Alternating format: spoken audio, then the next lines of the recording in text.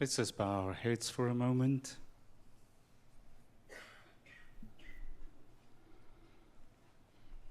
May the words of my mouth and may the meditations of my heart be acceptable to you, O God, my rock and my salvation. Amen. Our text this afternoon is from Colossians, the first chapter, or the third chapter, 2 verses, 17 and 23. The 17th verse says, "And whatever you do, whether in word or in deed, do it all in the name of the Lord Jesus, giving thanks to God the Father through him." And then verse 23, "Whatever you do, work at it with all your heart, as working for the Lord, not for human masters." During our morning services, we go through the letter of Paul to the Colossians. And during this time, we've seen that when Paul writes a letter, most of his epistles, you can divide it in two parts. The one part is laying the foundation, and the second part is building upon that foundation. So the first part of Paul's letter to this congregation in Colossae was laying a foundation of what it is to be Christian. He says Jesus is all and in all. And he emphasized the place of Christ in the life of a Christian. And then in the second part, Paul tells them how to live as Christians. You cannot read through Colossians like you read through the newspaper. You have to go and think about what he's saying. He works very economically with words. That's why you have to read slowly and let it sink in. From the third chapter in this letter, Paul tells them how to live as a Christian. It's not that easy. It's not that simplistic.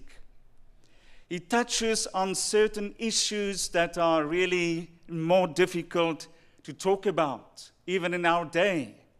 He touches on issues of what slaves should do. And we've asked the question, well, was Paul then for slavery? He touches women's rights, many other things. But the one issue Paul addresses in this part of the letter that we looked at also this morning is work, a theology of work. We can call it a philosophy of work, or the ethics of work. But I would like to call it Paul's theology of work. He brings it in the life of a Christian, not just how people should work, but he makes it central to the Christian life. This is what God expects from us as Christians, what work is. I don't know if Paul knew it, but nowadays we know that between 60 and 80% of a person's waking hours on this planet are consumed with activity we call work. Just think of it. 60 to 80% of your life would be in the office or in a place of work. That's why when we get to retirement, we talk about freedom. For such a long time, for the best years of your life, most of us are working. And that does not exclude the housewives. It totally includes them. That's maybe really difficult work as well. Now, there are a few questions. If we ask people, if you go out and you ask 10 people this week if they find their job fulfilling, I wonder what the answer might be. Maybe we can ask that question to each and everyone that sits here. Is your life fulfilling? Is your job fulfilling. It's not a matter of enjoying and happiness. It's a matter of spending 60 to 80% of your life to something that is worthwhile, that makes sense, that has a purpose. There might be a few questions we want to add to that. How can we live above the daily grind that we call our work or our job? Most people work for the weekend. Monday morning, we sort of just sleeping in. We come to work, and this huge mountain of work awaits us. And by Friday, we are ready. We are energized, and we're ready for the weekend. And we say, thank God, it's Friday. I haven't heard anyone who says, thank God, it's Monday. Very few will say that.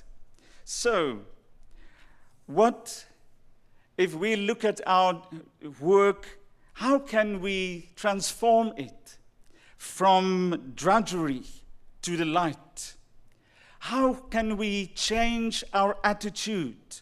How can we change our lives that these 60 to 80% of our lives can make sense?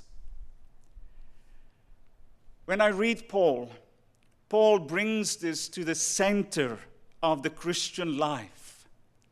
Paul makes this as a spiritual thing, as a Christian thing when he talks about work, when he talks about our job. Moreover, if we talk in the church about a Christian testimony, then we have to know one thing.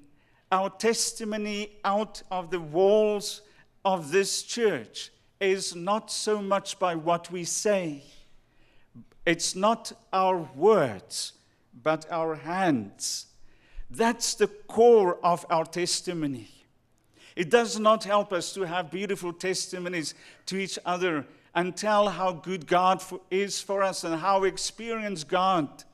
Here, the test is outside, not with our mouths, not with our words, but with our hands, with the way that we act and we do our job and how we survive, how we are fulfilled outside. And that is why during this year we celebrate the 500th anniversary of the Reformation. That is why I look at the Reformers. And people like Luther, like Calvin, had very strong views on work ethics, theology of work. If I look at Calvin, John Calvin held a dynamic view of calling, believing that every Christian has a vocational calling to serve God in this world, in every sphere of human existence. And that gives dignity not only to that person, the worker, but to the environment, and then also to the country, to the world we find ourselves in. He firmly believed that to be salt and to be light of Christ is in our work. There is the test. There we are tested in our Christianity. Are we light? Are we salt of this world? Steve Jobs was not a church reformer, but a reformer on his own. He said, your work is going to fill a large part of your life. And the only way to be truly satisfied is to do what you believe is great work. And the only way to do great work is to love what you do. If you haven't found it yet, keep looking, don't settle. As with all matters of the heart, you'll know when you find it. Paul, in his letter to the people in Colossae, to his letter to the Corinthians, to his letter to the Ephesians, he talks about work theology. So what is it that he wants to tell us? There are three things, and I hope that we can remember these things They are not very difficult. It's not high theology. It's practical theology. How should we see, how should we view our jobs? How should we view our work? Because when we change our view of what we do, we change ourselves and we change. There's a huge change happening inside of us. If I can summarize Paul's theology on work, I would like to do that by a very simple slogan that I saw on a t-shirt of a student on Friday. I was walking behind the student and he had this huge, this t-shirt with this wording very huge on this t-shirt. Attitude is everything. Attitude is everything. We might not change our boss. We might not change the things that we hate in our work. But once we change, our work change. Once we start to see our work, our job, in the light that I think the Bible wants to see it, so many things can change. I've experienced that myself. So, 3 things. First of all, the theology of work is to see your job as a calling. To see your job or your work not merely as my 9 to 5, Monday to Friday thing, but a calling. In olden days and also in the time of Calvin, he spoke about not work or job, but he spoke about vocation. Vocation. We all have a vocation if we are lucky enough to have a job. It's a vocation. The word vocation comes from the Latin term vox, or voice. So it's a voice of calling, a calling out to a certain task. It was Martin Luther who said that a shoemaker making a shoe for the glory of God, using his skill, is just as holy as the pastor or the preacher preaching a sermon. And he used that illustration with many trade jobs. For him, it was a calling, not just something that I have to do to earn money. You see, if I see this as my calling, my attitude changes. My attitude becomes the attitude of a giver, not a taker. Now, many of you are parents. And if you're not a parent, you might become a parent. Or you might have kids or somebody who might ask you, well, what should I do with my life? What job shall I follow? I'm in school, I'm going to college. What shall I do with my life? And usually we have 2 answers. The one answer we usually tell the kid is, well, you can do anything just as long as it makes you happy. Well, I had a father, a very wise father, and I once asked him, so what do you think I should do with my life? What should I become? And he had this very wise answer, you can become anything you want except a speed cop. He had something against speed cops. Oh, that was just our silly thing. But we usually tell our kids, just as long as you're happy. And somehow we miss the point. You see, if work is just about being happy, I can assure you, and I can assure my child, there will be many times when you're not going to be happy.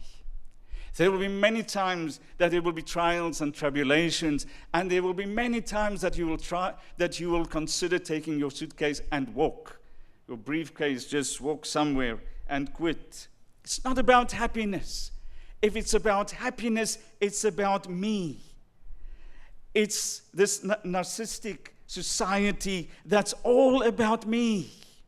If I'm not happy, well, then I look for something that will make me happy. And happiness is then something that's done to me. But when my job, when my work is a vocation, if it's a God's calling, it's not about my happiness in the first place. It's about my giving. It's about my contribution to make this world a better world, whatever the job might be. The other thing that we tell our children, well, you must choose something that makes you happy. Or we tell him, well, just find something that pays, something that can make you rich. And so some wise person asked the following question, why? Because you need lots of money. So why do I need a lot of money? Well, you need to buy a house. So why do you need to buy a house? Well, you need to have a big, huge house, and then you need to buy another house. You need to buy a vacation house, a holiday home. Well, after that, you need to buy another one. And so we buy houses and we buy things and we accumulate money.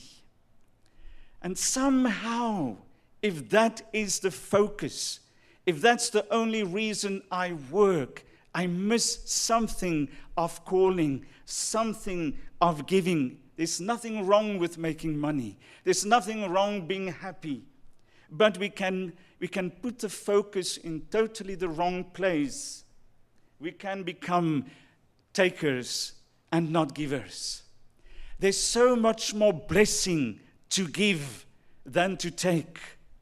There's so much more blessing, and sometimes God brings us to a point where we are forced to be givers. You're losing out on something, or you lost things. The second thing, all work is sacred. All work is sacred.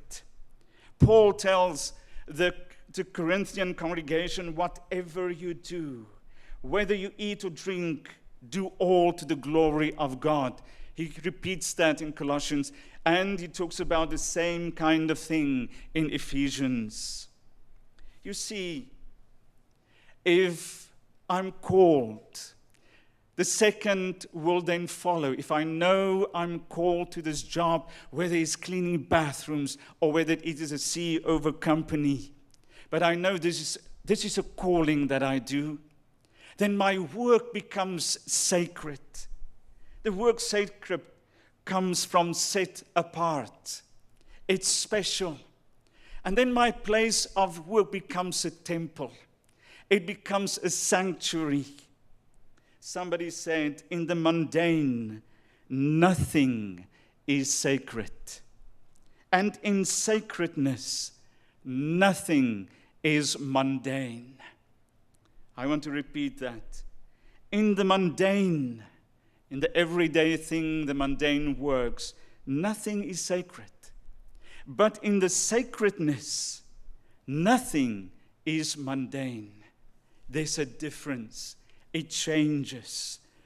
My service, if I see that, my job, if I see that as sacred, my job becomes a sacrament. My job becomes a sacrament of giving, of being like Jesus Christ. It is the core of my Christian life. Your workplace then is transformed into a cathedral, whether it is the most humble place on earth, whether you stand in front of students, whether you stand in front of a bunch of hyperactive 9-year-olds or whoever, that is a sacred work. It is the temple where you serve God, not a boss, not a company, but God. In the third theology of work is that we become co-creators with God. Isn't it great? From a calling to being a sacrifice and a sacrament, it becomes I become a co-creator of God. Paul says that we are his workmanship. In Ephesians 2 verse 10, we are his workmanship. The word workmanship comes also from that word. You get the root word of being a poem, an artwork, a work of art. When God created you, He created you as a work of art. And when you came into this life, that creation is not yet finished. God is still creating you, and in you He's creating some experiences, some traumas, some happiness. All that is happening, God is preparing us through all our crises, through all things that are happening with us. He is still creating, and He's creating us to be alongside Him, co-creators in this world. Through our experiences, through everything He's investing in our lives. He's doing that because this world is asking from us. This world is demanding something from us. And only you can do that job. And whether you are there where you should be at the pinnacle of your career, or where you're still climbing the ladder, whatever you do, if I see this as I'm busy here, not only sweeping floors or teaching kids or whatever you do, but I'm busy co-creating. It was asked for people who was working on a huge cathedral. And they were asking them, so, sir, what are you doing? And the one said, well, I'm laying bricks. And the other person, they asked, so what are you doing? He said, well, I'm mixing the daga, I'm mixing the cement, and so on. And the other guy was also just laying bricks, and they asked him, what are you doing? And he said, you know what? I am building a cathedral. He was just laying bricks. But he had it. He knew what he was doing. I'm building a cathedral. The three things God wants us to know. I see my job as a calling. I see my calling as a sacred thing. I see myself as a co-creator of God. What an attitude change. What a change it can make. So, whether you're a home mom or a software engineer or whatever, this is the whatever that Paul talks about. Whatever you do,